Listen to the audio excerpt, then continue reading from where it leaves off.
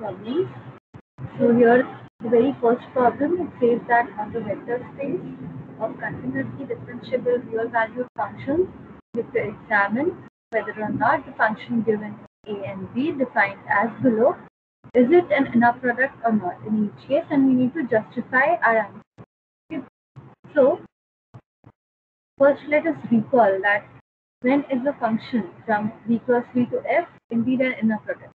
For that, we require four things. One is the positivity, that is inner product of f comma f is always greater than equal to 0. Next is the definiteness, that is f is equal to 0 if and only the inner product of f comma f is equal to 0. Next is bilinearity, and the last is symmetry. So in order to show that a function is inner product, we need to show that it satisfies all these four conditions. Okay. So now carefully look at the first function, the way it is defined. So if we pick up any non-zero constant, if we pick up and put f and g to be some non-zero constant, then we see here that we get the inner product to be equal to 0. But the function we started with is a non-constant non-zero function. So the function is non-zero, but the inner product is 0. So the definiteness is definitely failing here. Alright? So that will not allow this function to be an inner product. So let's see how it happens. So the answer for the first one is no. So taking f equal to g equal to 1, please note here that we can take any constant non-zero function. We see that inner product of 1 comma 1 is equal to 0, but the constant function 1 is not equal to 0. So the definiteness fails, and therefore the inner product fails. The answer for this is no. So let's move on to the next question. Next function given to us is this. So yes, it is an inner product. Symmetry is obvious from the definition. Why is that so? If we interchange the roles of f and g in this, then we see that the right hand side does not change at all. There's complete symmetry in the way the function is defined. So by definition, it clearly follows that symmetry is there. Okay.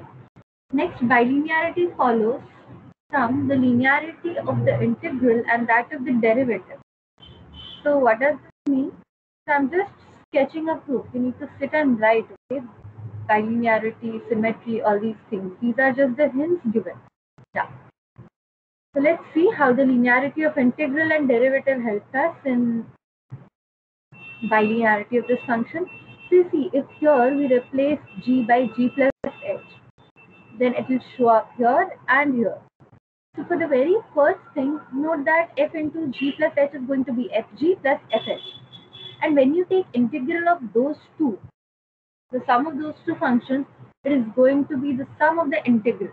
So here one of the things that we are using in the first term is that integration of addition of two functions is equal to addition of integral of two functions. Similarly come here. So in the second term, we have instead of g, we would have g plus h, derivative of g plus h. So that would just be derivative of g plus derivative of h. And then we just separate out the two terms and then we get bilinearity at 1. So here we are using again that the derivative of addition of two functions is equal to addition of the derivative of the two functions. Okay, so because of this, bilinearity follows. Next, for the positivity, we see that f comma f is clearly greater than equal to 0. Why is that so? Because here, the function that we are going to get is positive. Please note here is going to be non-negative. In the sense that if we take here, we will get ft whole square plus f prime t whole square. And because they are real valued functions, the square is going to be always greater than equal to 0, which would force that the inner product of f comma f is greater than equal to 0, giving us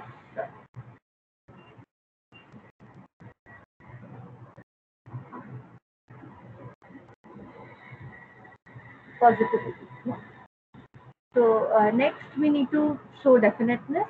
So please note that if we choose f equal to g equal to 0, that is f 0 comma 0, then it definitely gives us the inner product as 0. So the thing that remains to show for definiteness is starting with a function f such that f comma f, inner product of f comma f is equal to 0. We need to show that function indeed itself is equal to 0. Let's see how do we do that.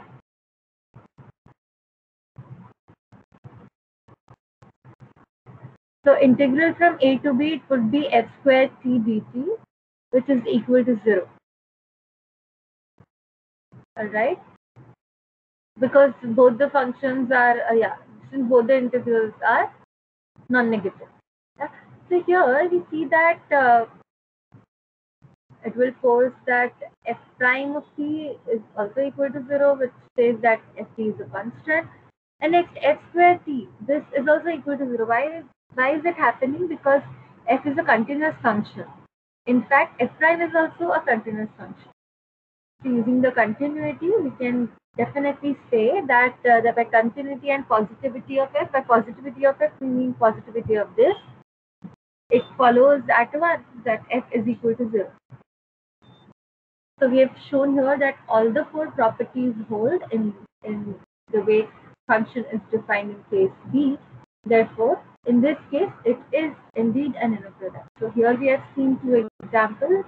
In one case, it was an inner product, and in the other case, it was not. Okay. Please note that if you want to show that something is not an inner product, one of the easiest thing to do is go for definiteness. Okay, directly. So definiteness, if the definiteness fails, it is not going to be an inner product. So just to see if some non-zero vector out there, the inner product of some non-zero vector in the ambient space along with the same vector again is giving you 0, but the function, the vector to begin with is non-zero. Okay. So next we move on to the next additional problem. It says orthonormalize these three vectors which are in R3 using the Gram-Schmidt process. So Gram-Schmidt is basically an orthonormalization process. So in this we start with the initial vectors, and then finally in the last step we get orthonormal vectors. Let's see how that happens. So let's call the initial vectors, the given vectors as u1, u2 and u3. Next, there's a formula for WK. So what is this WK? WK, the way it is defined, please note that it is defined in a recursive way, in the sense that we cannot compute W2 unless we know W1. So please, this is an observation that when we want to compute this, we compute first W1 and W2 and then so on. Alright. So here we get WKs. What are these WKs? They are orthogonal vectors.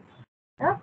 And then we have to normalize these orthogonal vectors in order to get orthonormal vectors. So how do we do that? We just divide these orthogonal vectors by their norm. So here we get orthonormal vectors. Yeah? So the sequence W1, W2, W3 is the required system of orthogonal vectors. This is the intermediate process, and the normalized vectors that we obtain out here dividing the orthogonal vectors by their norm, it forms an orthonormal set.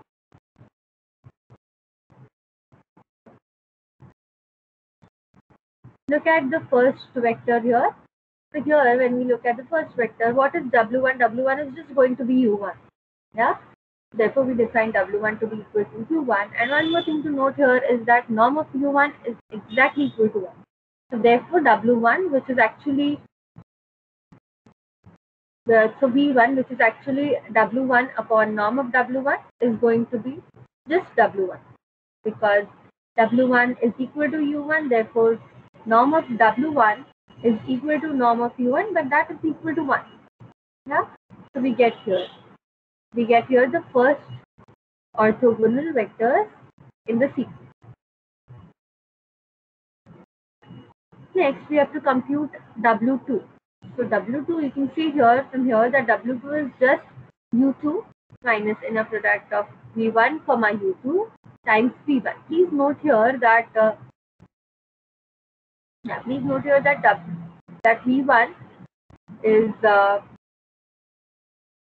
equal to W1, and also that in the denominator we do not get anything. Why we do not get anything? Because the norm of W1 is equal to 1, and therefore W2 is just as simple as this, and that we solve to get this. This can easily be solved, right? We just take the inner product of V1 and U2. So U2 is this, V1 is U1. So when we take the inner product, we can directly see from here that it is exactly equal to 1. So it finally turns out to be U2 minus V1.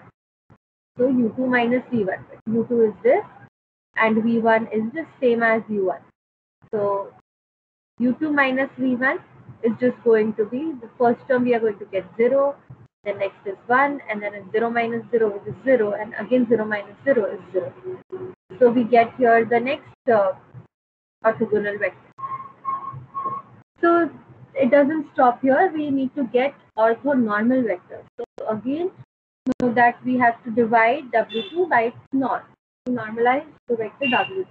So how do we do that? By putting V2 to be equal to W2 by its norm. But since the norm happens to be equal to 1, therefore V2 is exactly equal to W2. Okay, so we repeat the same process to find the last orthogonal vector in the sequence. So again we put W3 is equals to U3 minus inner product of U3 V1 times V1 minus inner product of U3 V2 times V2. So please note here again that the denominators are just 1 because of the norm being equal to 1 in this formula. So please use this formula to see that this is equal to.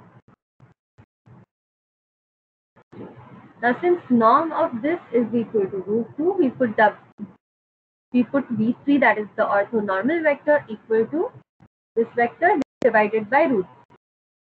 Yeah? So the set here, this is orthonormalization of the given set. Alright, so this finishes the problem. So we have given any arbitrary vector, we have been able to find the orthonormal vectors, corresponding orthonormal vectors, by using Gram-Schmidt orthonormalization process.